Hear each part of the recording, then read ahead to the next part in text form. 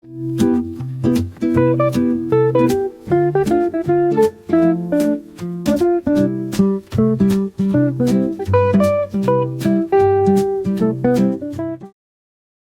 right, my name is Schmidt. We're here with Masterson. It's August 13th, 2025, and we're at Daughter's Wine Shop in Gearhart. Megan, thank you so much for joining us today. Thank you. First question, let's get things started with why wine? Why wine? I mean, very long story, honestly, going back to childhood, honestly. When I think about kind of my introduction to wine, I think about, I grew up in Massachusetts, small town Massachusetts, and there was this like maybe 400 square foot wine shop in town called Vintages. And we would go super regularly, hang out with Eric, the owner. And I just remember these weekly, bi-weekly trips. And loving both the smell of the space. I can still really think of like the smell of all of the cases of wine, and listening to my mom and Eric talk about what he was excited about that week, and it was just really informative. My mom and also was an incredible, or continues to be an incredible host, and so this notion of hospitality and community and journeying around with food and wine was just really informative from a really young age. Then continuing, I did my undergrad in Montreal, had access to incredible food and wine immediately. Got there, and while my American peers were partying in basements, being able to explore the food and wine scene of Montreal and feel integrated into that space as a student was huge. That being said, I was raised by two young parents. My parents were both quite young when they had me. And so I was the first person in my family to go to university. Like, I was very much seeking stability. And so never considered that wine, food, hospitality would actually be a potential career avenue for me. It was just sort of a passion. Spent 6 years in Montreal, and then moved out to Oregon. And I think that's when it clicked. Why wine? The wine industry here is so special. I was immediately kind of accepted and became very close with a handful of winemakers and wine bar owners and just the wine scene in Portland and the Valley. I found incredibly engaging. And so bringing it back, like, why wine? Because it represents community, because it's tasty, because it's both like poetry and chemistry. I just think that it is this incredible product that both the actual product, but also the community and that surrounds it brings me immense joy. Let's back up a minute. You mentioned growing up in small town Massachusetts. Tell me about kind of life heading into school, and when you headed to college, why did you choose the college you chose? I knew that I really picked schools based upon cities. And so I had gotten into universities in New York, Montreal, Paris, and London. And sitting with my mom and grappling with this notion of, we're very, very close. I primarily grew up with her, and grappling with this thought of like, okay, I could go live in Paris, be incredibly broke, and probably see you once a year. Or I could go to this fantastic university in Montreal, be 5 hours from home, still be surrounded by French. And so it just really was what kind of made sense when we took, and felt like a loss in the moment, but ended up being, I'm so incredibly grateful that I kind of entered adulthood in that space. Montreal has a piece of my heart forever and ever. Tell me about the college experience there. I studied world religions and gender studies because I was interested in money, clearly. And I think So the university I attended is McGill University, and it's a really independent student experience. I remember being struck by talking to friends who were attending universities in the US and feeling like, oh, you know your advisor? Like, oh, you received, it was a really, really independent college experience, which I'm incredibly grateful for. That being said, like studying abroad in Prague and the term prior, the entire administrative staff being on strike. So arriving in Prague, no student visa, had found like a housing situation with 6 European guys on the Central European version of Craigslist, and just like crossing my fingers. So in the moment, challenging, but ultimately, yeah, I think it's what I said. We also, students are only expected to live on campus for the first year.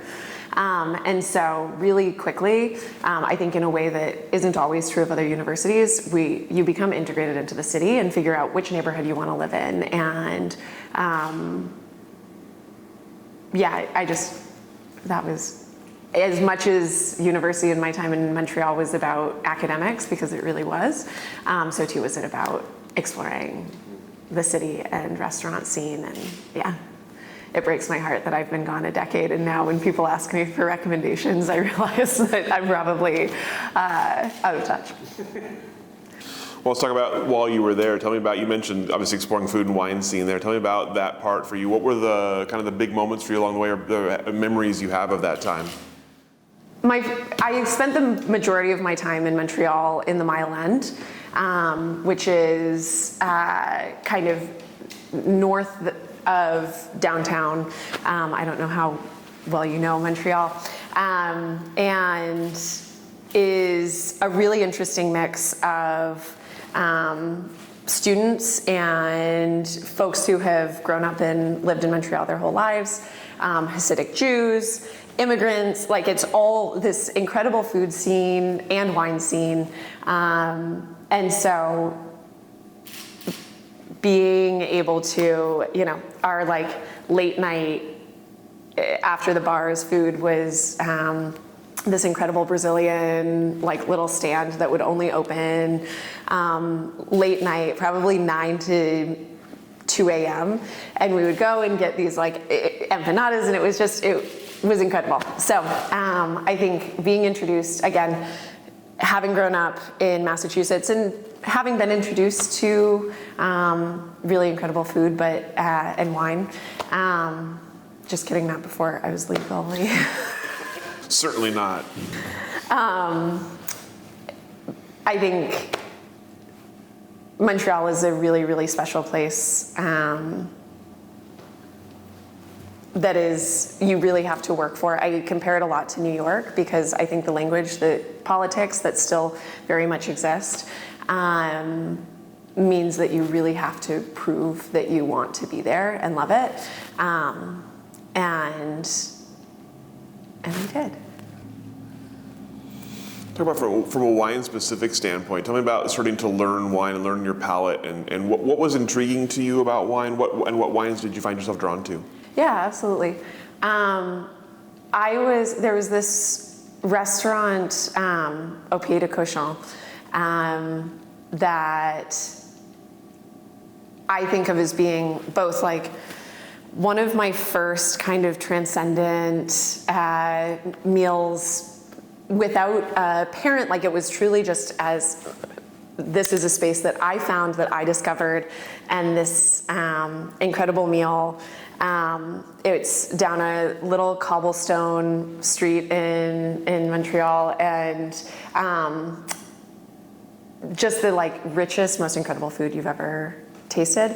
And having this, I'm embarrassed that I'm not going to remember what the wine was, but having this like incredible meal paired with this bottle, and just being 19 and overcome with the idea that I was allowed to kind of continue to access this, and that we didn't have to go to liquor stores and buy, Wallaroo Trail, and that we could actually have access. And from that point,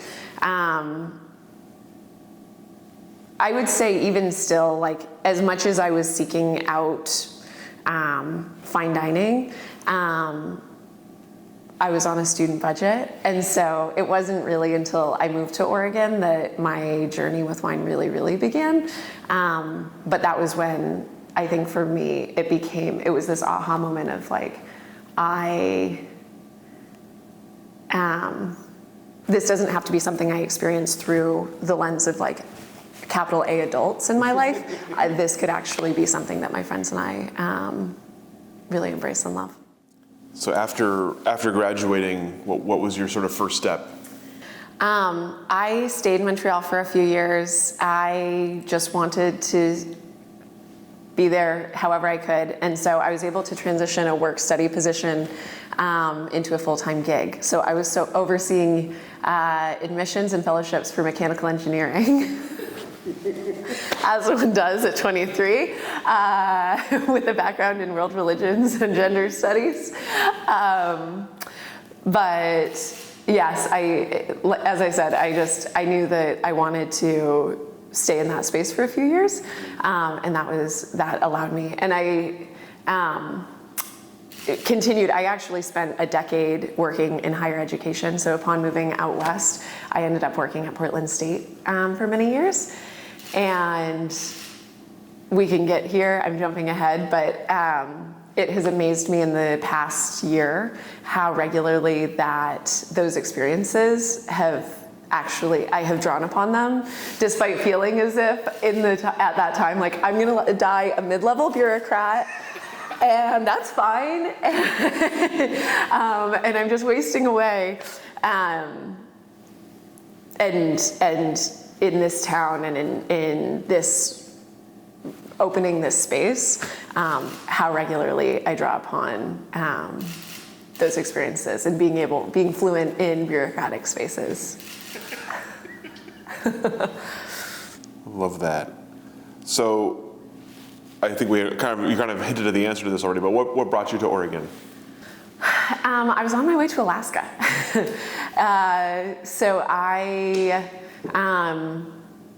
Growing up, my dad lived in Alaska. Both my parents I was actually born there. And so I spent 3 months of the year there with him.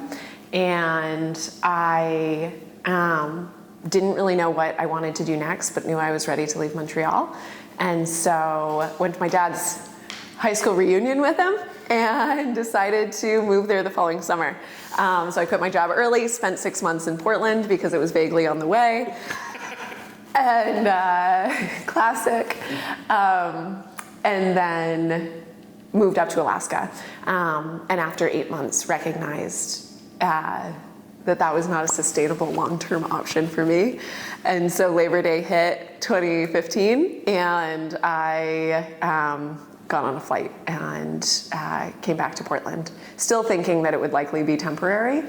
I remember signing my first year-long internet contract and being like, the commitment, I don't know. But yeah, so that landed in Portland in October 2015, more purposefully, and lived there until last October.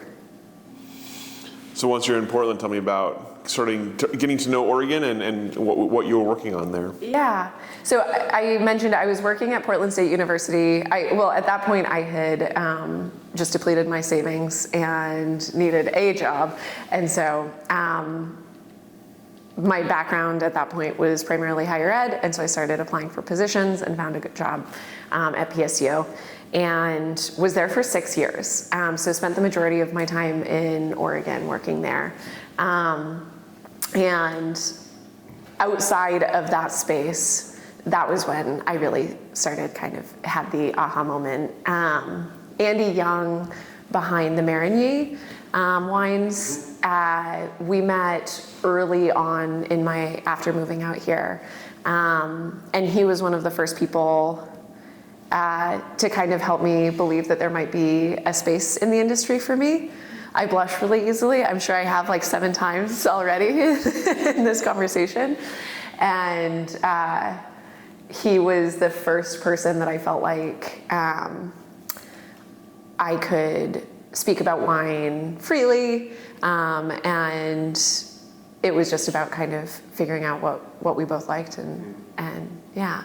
And from there, I lived in Kearns the majority of my time in Portland, and so having also access to fantastic spaces, to Luce and to Navarre and to, I lived across the street from Pairings for a time. I love Jeffrey's, so yes, at that point, starting to really integrate into the food and wine scene in Oregon.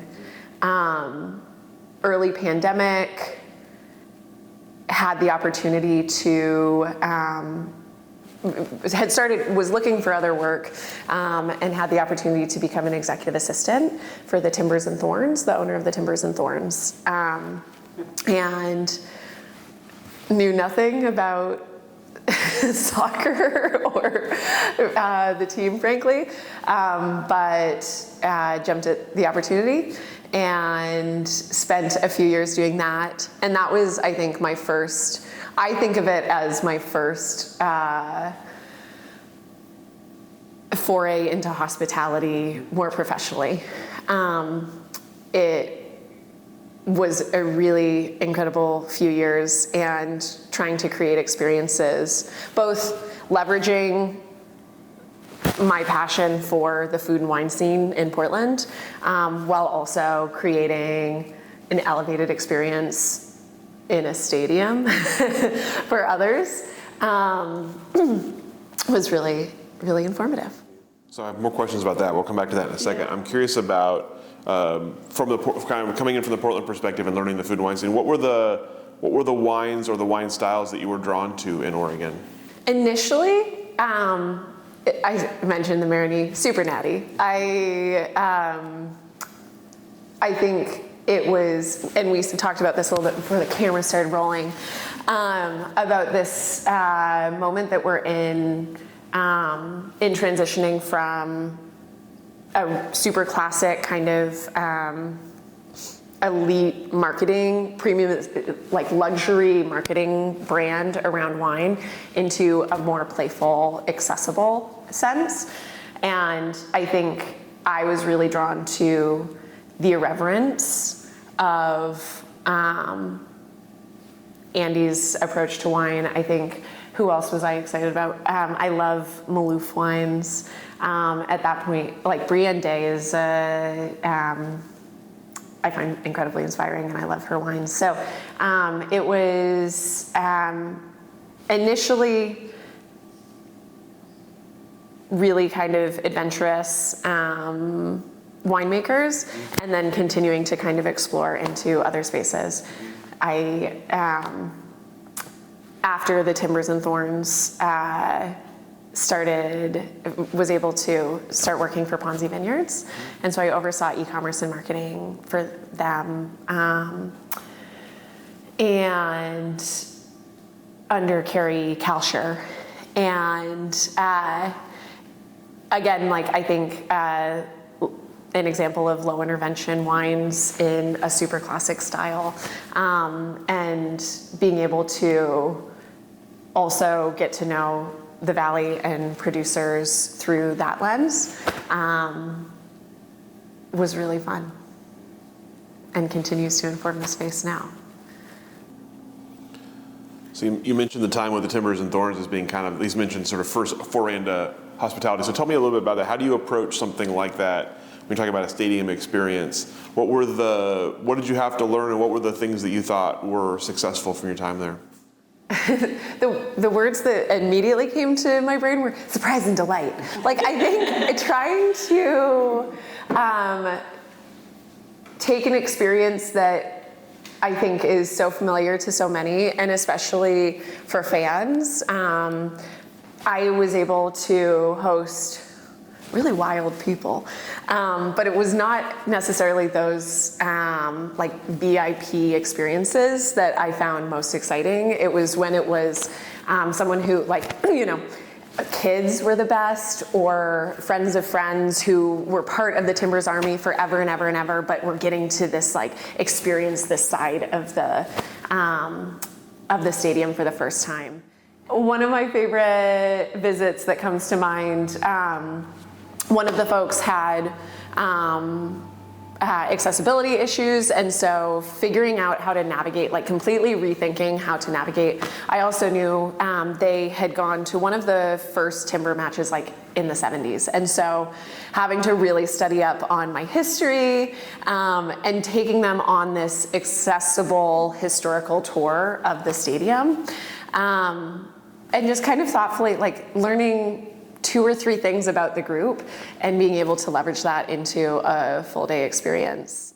That time for me captured the fact that, like, I can make conversation with anyone.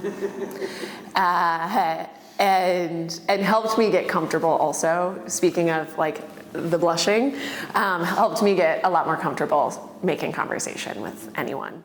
Yeah, I think there was a piece of also just folks being surprised that I actually had follow-up questions for them about their day and their experience and what they wanted to experience. And the way else, again, like to continue, the way that informed my philosophy and approach to hospitality, and continue to kind of try to utilize that here in this space. And then you mentioned Ponzi as a stop. Tell me about that experience for you.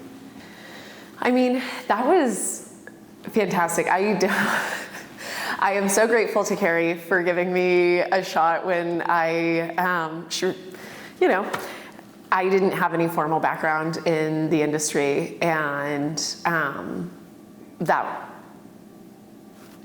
there was no reason for her to be blunt. But it was really fun, and it was a really, really special time, I think, I was still living in Northeast Portland, driving to Sherwood every day. I'm getting ahead of myself again, but I think during that time, I had to grapple a lot with, like, am I ready to move closer? How do I actually facilitate? Like, I know it was this aha moment for me around, like, I could actually do this, and I am around people who love this as much as I do, like in a professional sense, who are actually, you know, I remember one of my first days going into the kitchen and chatting with the kitchen staff, and being able to kind of just talk shop and do the exact, like, exchanging restaurants that we had wanted to go to, and what's on your list, and what's on this, and this sense of familiarity that existed pretty immediately. So I loved that. I was primarily on the administrative side, so I was working in the office and would hop out to the tasting room in afternoons when we were understaffed and they needed some help. And honestly, consistently felt like a fumbling idiot when I was there. But I think that was also often a highlight for me. I loved being it was one thing to be in the back crafting tasting notes and creating tech sheets and working on the marketing side of things, but actually engaging with guests, getting to witness their experience of the wine, and being a part of just like making them feel at home in this beautiful space, was a huge source of joy. And so after I eventually did decide, like, you know, I'm not ready to move to the Valley, and specifically, like, I wouldn't be moving to the Valley to get to Sherwood, I'd be moving to Beaverton, and I'm for sure not ready to do that. And So I stepped away from that full-time role. And again, I had decided that I was going to freelance just to make ends meet and kind of figure out what was next. And Carrie asked if I would continue to support them. So I actually continued to freelance and work with Ponzi until this past January. And then I opened the shop February 1st. So I have endless love for Ponzi and the support and relationship that I was able to build there. And let alone the wine that I was able to drink. That was also my first time when I was first hired. Their library was kind of in a little bit of disarray. And so one of my first projects with my colleague Abigail Clark at the time was going through every single box, relabeling everything, and it was terrible, but it was also like just this like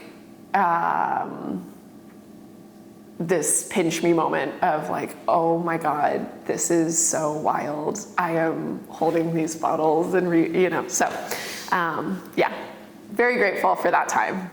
So at what point does this start to take shape in your head as something you want to do?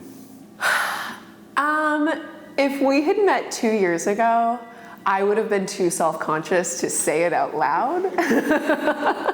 But like back in vintage days, this would have been living in Concord, Massachusetts. My mom and I have just always talked about having a space together. And whether that was more of a bottle shop, whether that was an actual like wine bar,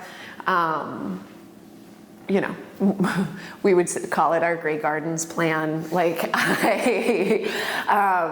we would kind of open-endedly talk about this, both assuming that it was decades away. Decades away. That being said, I was introduced to Gearhart through a dear friend whose family has a house about a block from here. And so I was introduced to this building back when it was the Sweet Shop about 7 years ago. And we would kind of jokingly refer to it as my space in the like friend group. Again, never actually presuming that I would someday inhabit it. So after I had stepped away from Ponzi full-time and had started freelancing, my friend and I started coming out here super regularly. At that point, it had become, it was under new ownership and had become a kind of wine-focused restaurant called Good Times. And I was out here after I had stepped away and had gone through a gnarly breakup, is the part of the story that I don't always tell customers, and was just like grappling with maybe it's time to move back east. I'm not sure Oregon is for me anymore, and saw that the space was for sale, and said, "You're having a manic episode." So gave it a few weeks, and then was on a trip. Oh God, I'm not going to be able to remember the name of the wine bar. I was in Houston. My mom was there for work. Oh, there's this fantastic wine bar right near Rothko's Chapel in Houston, in this old home that's been converted into a wine bar and shop. And so my mom and I are sitting there, and I was just like, I can't stop thinking about this property. And she encouraged me to send the email, which was easier after a couple glasses of delicious wine.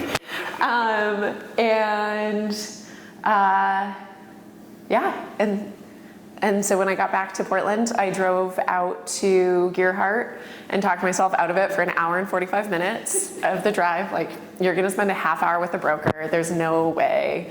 You'll have some sad tater tots at McMiniman's and then drive back to town. I spent 2.5 hours with the broker just brainstorming all of the things that I could see in the space, and felt so inspired by it. And then that would have been 7 months later, we actually closed. I got back to the city, journaled a bunch, Googled how to write a business plan, found a template on Toast, shout out Toast, and just started kind of waking up every morning, approaching the day as if I was going to open a wine bar. Amazing. Diluted, but Tell me about, you have this crazy notion, you have the space in mind, you've been in the space, you've seen it, you're starting to think about it. What is important to you if it's going to happen? What does it have to be? What does it have to represent? What does it have to have in it? I wrote a business plan. The way I describe it to guests when I'm talking about this process and this period of time is that I wrote a business plan for a community space. The vehicle is wine. I think wine is one of the best vehicles for community building. But I knew that Gearhart needed a space that could become, I also have described it as like a weekly spot. I wanted this to be a space where I'm right across from the little town post office. We don't get residential mail delivered, so everyone has a P.O. box. So like, come pop by, check your mail, come see what I'm up to. So come see what we're pouring. So that was the vision, to be, there's also, it's a 1915 building.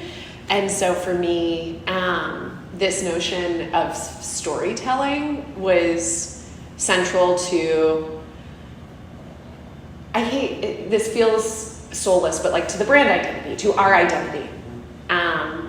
The story of my parents, myself, how I ended up in this small coastal town, the stories that have already happened here in this building, but also the stories that will continue. I think that's part of what is so incredible about the F&B industry, is just like, we get to be part of celebrations, we get to be part already like of grief, we get to be part of all of these different key moments in folks' lives. And so I wanted to build that. And then last but not least, the stories behind the wines and winemakers. And this idea that there's so much incredible wine being made in this state and this region.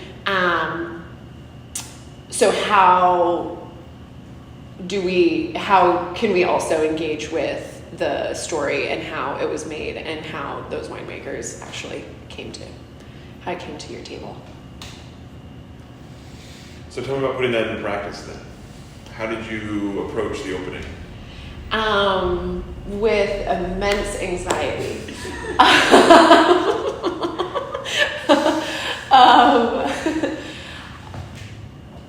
I think I started initially, we were joking about your harvest shoes, so I had held off on really telling anyone except my closest friends that I knew loved me too much to burst out like when I told them what I was hoping to do.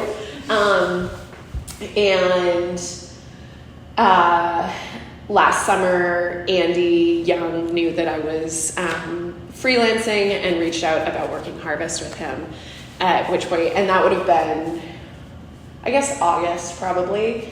And we ended up closing on the property in October.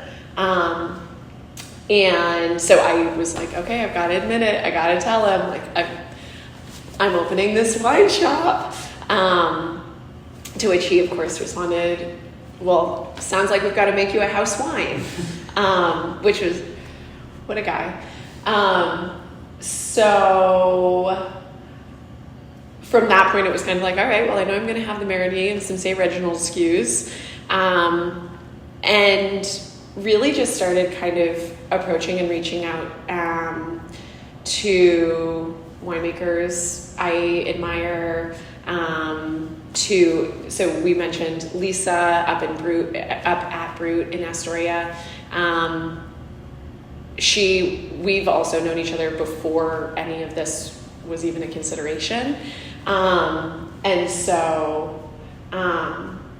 connecting with her and trying to wrap my head around what I could imagine being successful in this, for this audience, while also maintaining farming practices that I respect, and while and winemaking technique, you know, and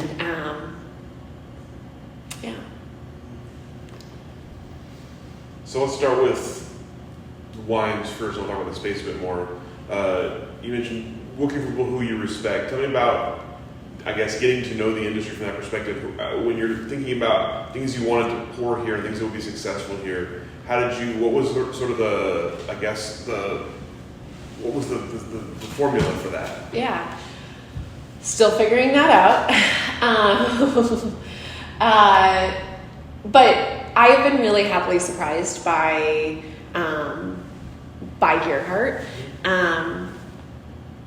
I hesitate to tell this story, but I'm going to, I think.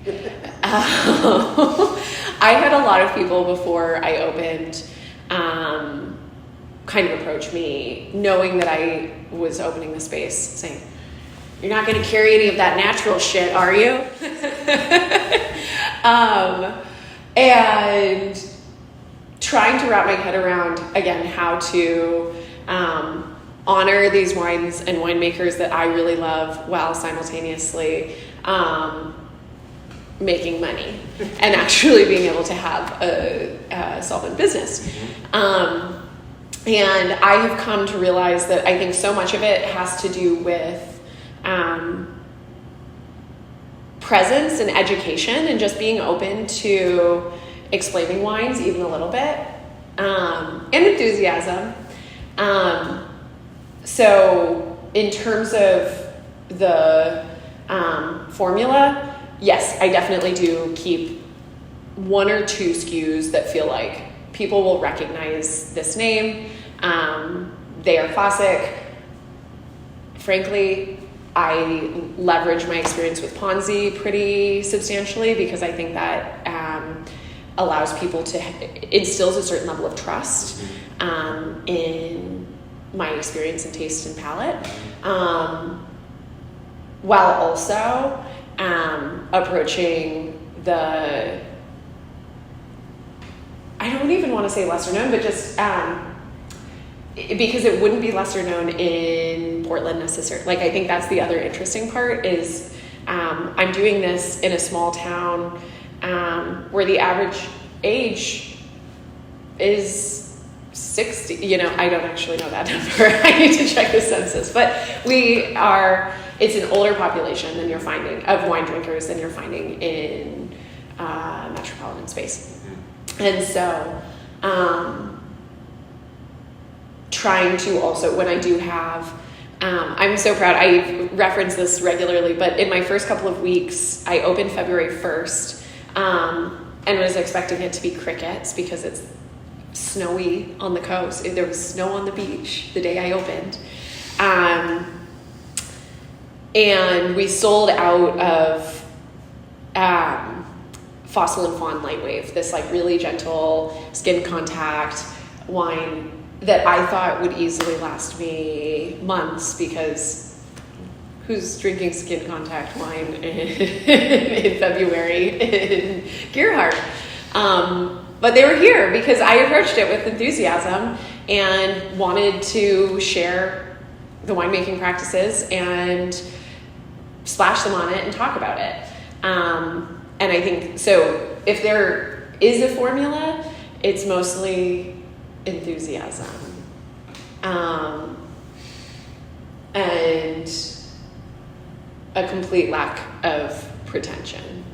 I think that's the other piece that I feel is really, really core to the space. Let's expand on that a little bit. Tell me about how you, from a physical standpoint, how you kind of designed the shop and what was important to you about the look and feel.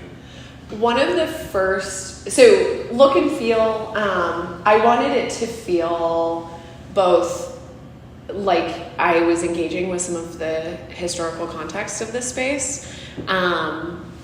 I love it's a chiplap, is it wainscoting, like the textured walls. I love an antique white. Like I love little hints at this like coastal grandma aesthetic without being too literal. I also, in the business plan, specifically noted that there would never be a beach pun in this space.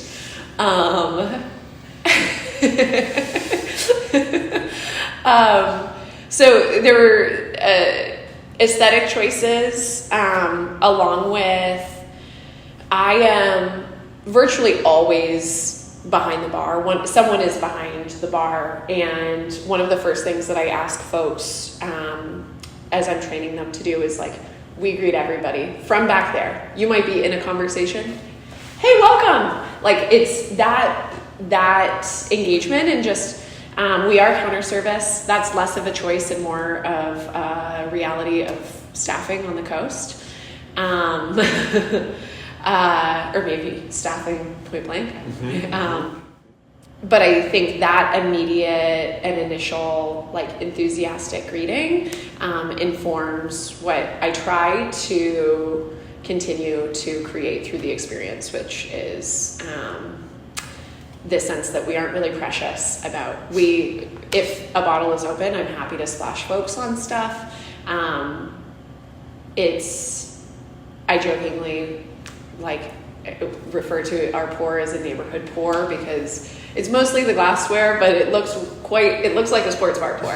And so, just trying to create a space that feels elevated and intentional, while simultaneously being someplace that, like, if you leave a pile of sand under your seat, which people do regularly, we're not worried about it. We'll get that after close. Does that answer your question? Absolutely. What about from like a sort of event perspective? What do you want to do with this space outside of just people coming in and buying wine? Thank you for asking. You may have noticed this 12-foot by 5-foot table that I had made that actually just lives here now. We'll never be able to move it because it's so heavy. I have so many visions for what I want to do in this space. Starting with winemakers dinners, I just think that this table, inspired by experiences at Hayu and experiences at Beast, and like this communal experience. And one thing I love about Hayu is that it's this table where there's no actual head of the table, right? And so not necessarily recreating exactly that, because I still wanted folks on each side to be able to be in conversation, but having 2 seats at each end to keep it from feeling stuffy in that way. Dallas Way is over at Abbey Road, and he is a pal from Ponzi days. We were there simultaneously, and he has been doing these smash burger pop-ups, and so we've talked about having him come out and pour a bunch of Abbey Road, have the winemaker flipping burgers in the back, and again, speaking of that, like creating an elevated, fun experience while also having it be playful and accessible, and not necessarily a fancy seated dinner. I think the biggest piece is that I am trying to capture and create a diversity in experience as I think about event planning, because it's the same way I actually approached our by the glass list. I have everything from an $11 glass pour to a $23 glass pour. We can ball out, or we can come in multiple days in a row and have a couple glasses. So similarly, trying to create and understand that this is one of the only gathering places. There's only 6 commercially zoned lots in downtown Gearhart, and I own 2 of them. Like, that's not slumlord stuff, but like, I want to sincerely listen to and receive feedback on what the community wants and try to execute on that. So yeah, everything from smash burgers and Pinot to there's a winery I really, really admire in the valley that we have also talked about. Like, they have an on-site chef, and having the chef come out and do like a really beautiful seafood, next winter, doing something intentional. There's also James Beard. Do you know the history of James Beard in Gearhart? So James Beard grew up, for those who don't know, summering in Gearhart, and has written about this idea that like Gearhart and Paris are these two kind of the most foundational informative spaces in his relationship to cuisine in his life. And that, God, what if we hosted a James Beard series? Wouldn't that be amazing? Dream big. It feels still risky to even say it out loud, or maybe silly. But also, I think there's been such enthusiasm around the space that I also can't help but feel really hopeful that we could actually do that at some point. So. You mentioned enthusiasm. That was actually kind of my next question. Audience. You mentioned obviously it's a small beach town, older audience, also tourist spot. Tell me about the audience for your shop. Who has been here so far? Who do you want to draw in that hasn't been here so far? Yeah. The North Coast, I quickly after opening, so I had written myself solo into the business plan for the first like 3 to 4 months. I only had that half open. It seats maybe 20. We have a really simple menu. It's like, no problem.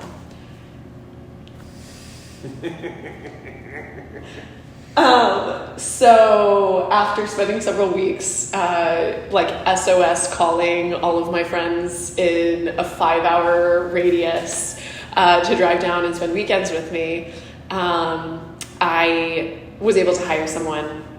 And during that time, spent a lot of time reflecting on this idea of like, I had thought of myself as needing to appeal to Gearhart, and who lives in Gearhart, who are my full-time or mostly full-time residents, and how do I really appeal to them, which is true, continues to be important. But it really, really surprised me how many people were willing from Astoria down to Manzanita to drive in order to come and support, to check out the space, and actually become regulars. Mm-hmm. I have a lot of regulars who do not live in town and seek this space out. And so quickly started thinking of it more in terms of the North Coast as opposed to Gearhart specifically. In that exists, but even now, like the vast majority of my business are locals and regulars. It's younger folks in Astoria. It's retirees here in Gearhart. It's all 6 of us, the fellow like people in their 30s who live in Gearhart full time. They're awesome. So it's quite a mix. And then there's a handful.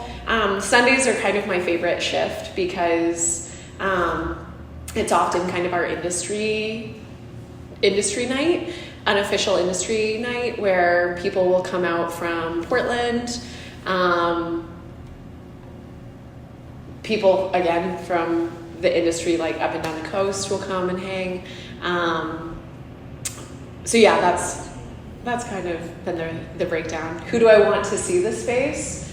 I have to be careful about this because part of the identity that I love so much about Gearhart is this reticence around tourism. We are a town for locals by locals.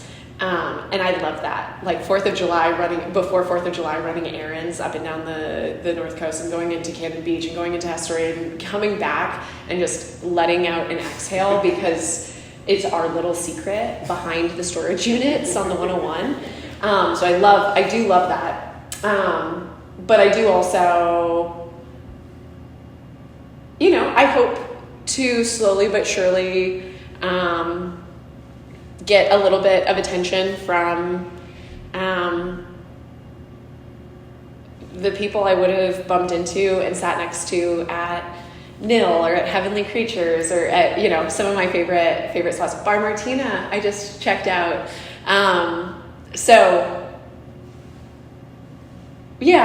think that would be wonderful to reach a slightly broader audience slowly so that we can continue to staff. Very gently into the hot tub. Exactly. Just toe by toe. Exactly.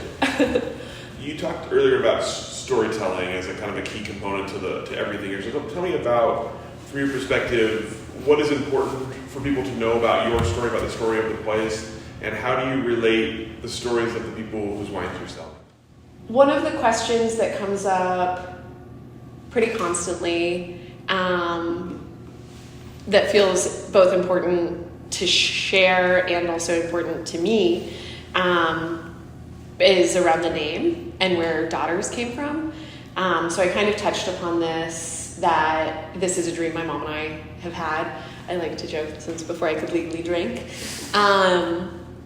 And I expedited it. She still lives full-time in Massachusetts. I'm casually 90 minutes from the closest airport, just holding it down until she's ready to come out here and retire. And so there's that piece of it.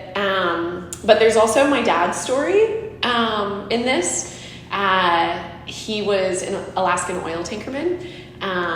And as I approached and considered my approach to hospitality and philosophy around that, my identity as a daughter, and both of them came to mind immediately, where it's this sense of wanting to build a space that my mom would be engaged by the wine list and excited about the food program and would just be excited by the space, while also my dad, who frankly just wasn't much of a drinker, could have come in and asked for a Coors, and I could offer him a local lager, and he would still also want to spend time and be in this space. So that this was an incredibly important space for he and I. He passed away 3 years ago, and the North Coast was kind of where we were able to be the best versions of ourselves. And so I think it's easy for me to talk about my mom's relationship and my mom's part in this space, and she is fundamental to it, but also including my dad in that conversation feels important. And what about the stories on the shelves? Stories on the shelves, thank you. I was like, there's a second part to this. I think that's where has surprised me and delighted me. Speaking of, how many stories there are, again, without intentionally, just seeking out winemakers that I admire. Tyler from Monument has several mom-child related SKUs. Brienne Day, Peridot Afternoon, Kate Norris's Gamine project. There's so many incredible local wines that actually engage with the identity of this space in such a cool way. And so I think that part of storytelling has been a joy, just to not even learn, because it's just to finally make connections for wines that I had already loved. But to realize how comfortably they integrate with our storytelling has been really wonderful and really special. Otherwise,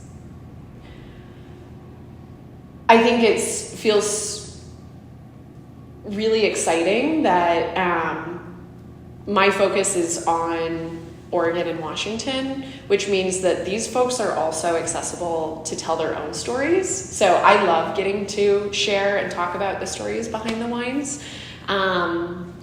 But I also hope that with events, part of the emphasis on this like hyper locality is this notion that winemakers can also come out and tell their own stories.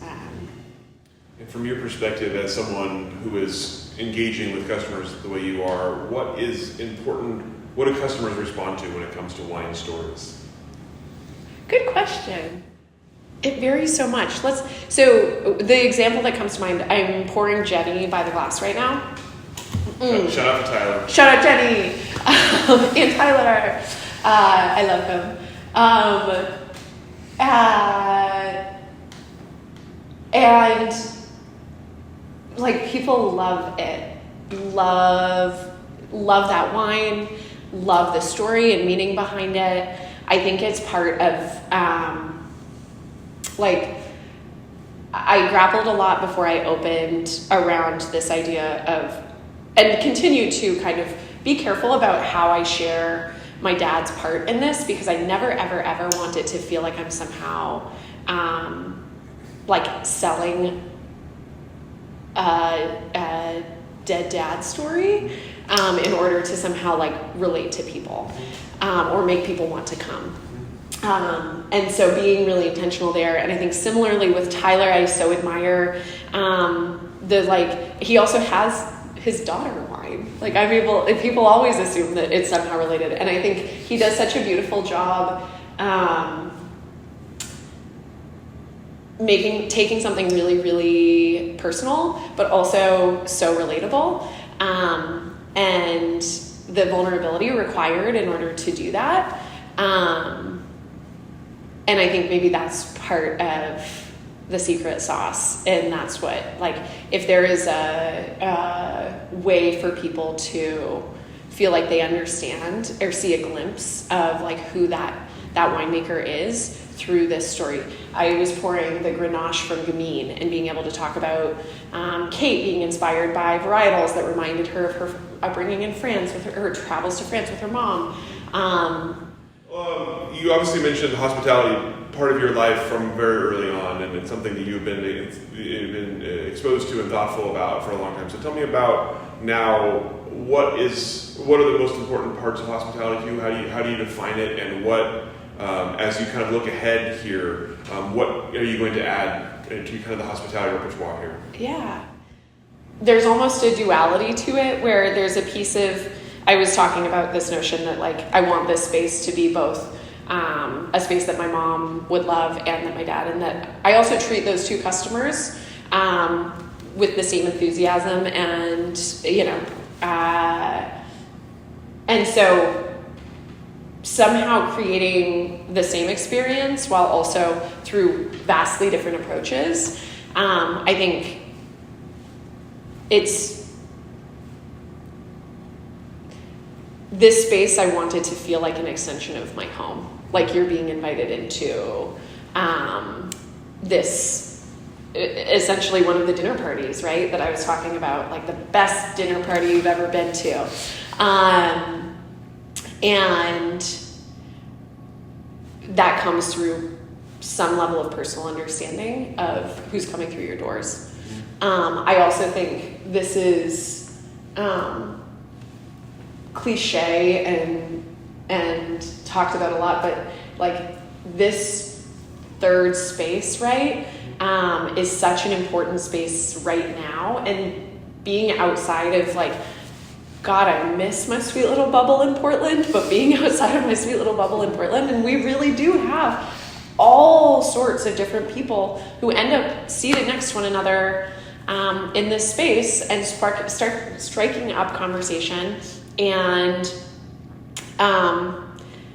it's been really life affirming. So I think my approach to hospitality is meeting people where they're at.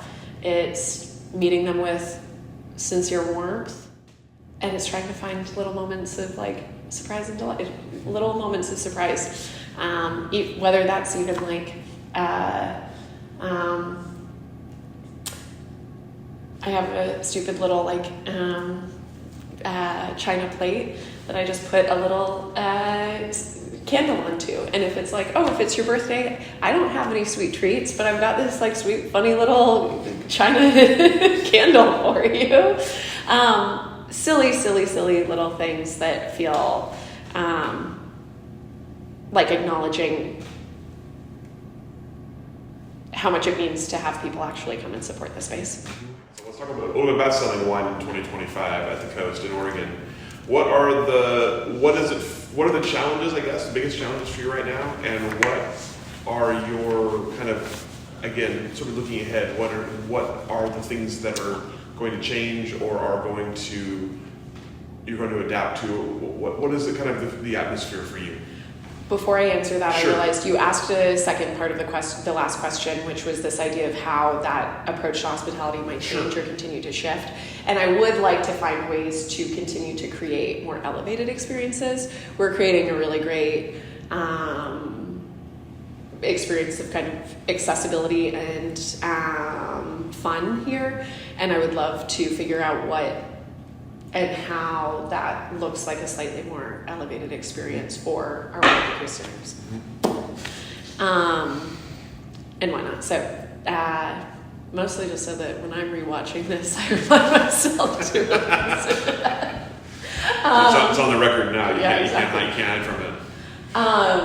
And then in terms of what we face in the year of our Lord, 2025,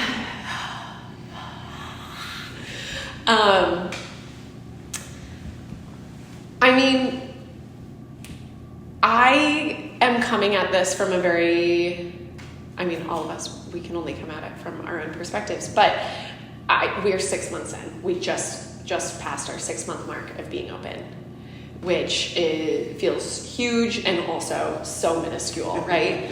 And so, specifically here, I know that seasonality is going to be a huge challenge at any point in opening this business. That would have been the case, but especially with a lot of financial uncertainty, figuring out ways to continue to encourage people to want to come out of their homes in the winter, continue to spend money.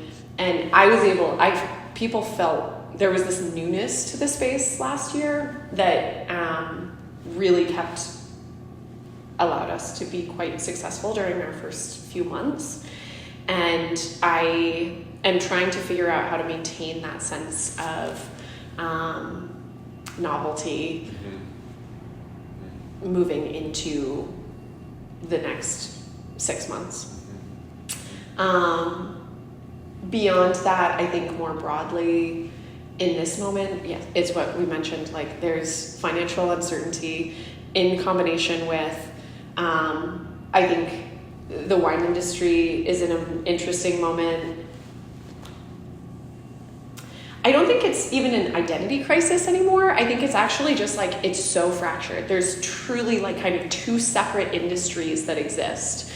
And trying to find ways where and feeling proud of so far how we have managed, or this space has managed to engage with an older set that seeks out more luxury experiences and engages with wine as kind of this like premiumized luxury item, and encouraging their engagement with smaller producers, newer producers, more experimental producers.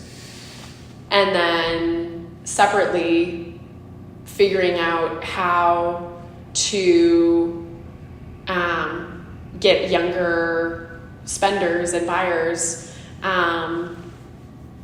to figuring out how to actually match those LTVs, lifetime value, right? Like, because that also, like, this is obvious for me, the group that I have not been a collector until very recently, if I'm being 100. I am a consumer in a much more casual sense. And so approaching that, but also knowing that like it's going to take either a lot of us, and there's also fewer drinkers, right, in this field. So just kind of trying to figure out how to connect and begin a conversation and engage with both of those groups. It's a fun challenge. Yeah.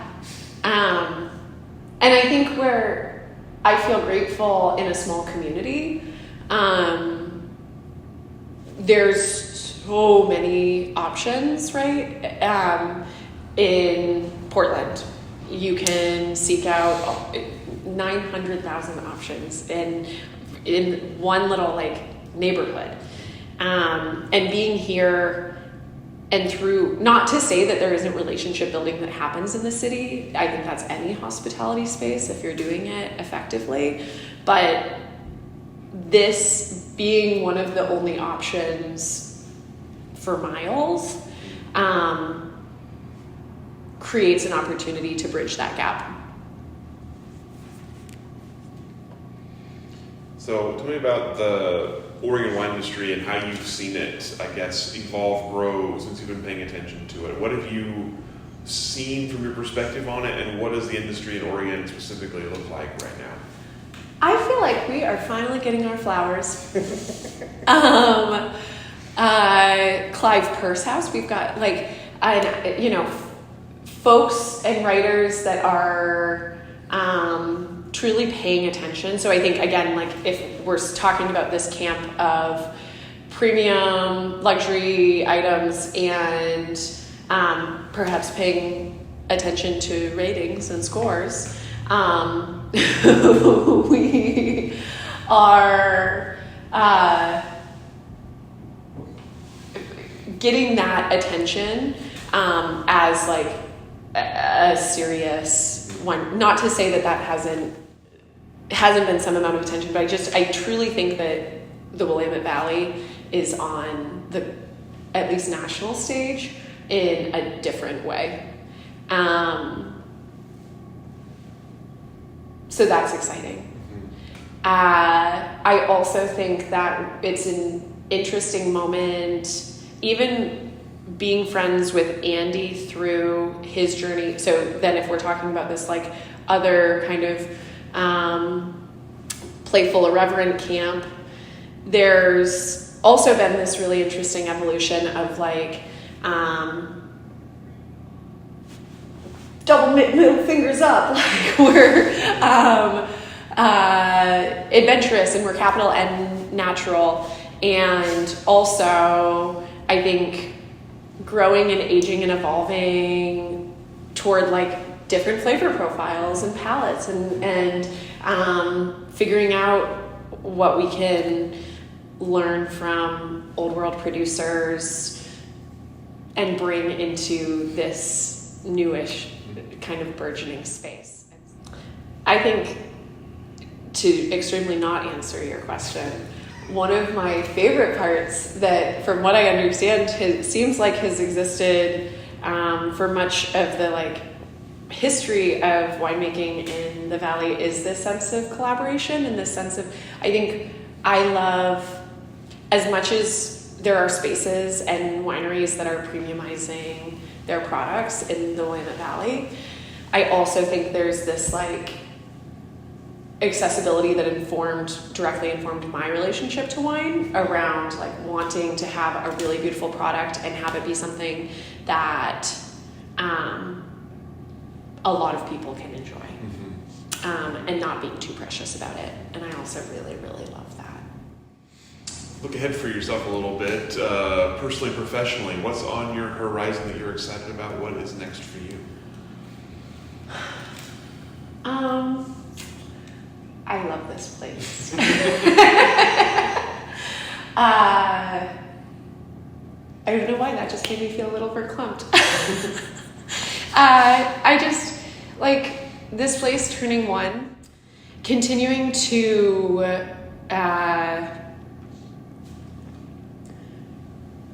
grow and get comfortable here, continuing to get our feet under us slowly but surely, hosting in new ways in the space. You guys don't even know, there were holes up until the last few months, there were holes in the ceiling up into the cover, crawl space.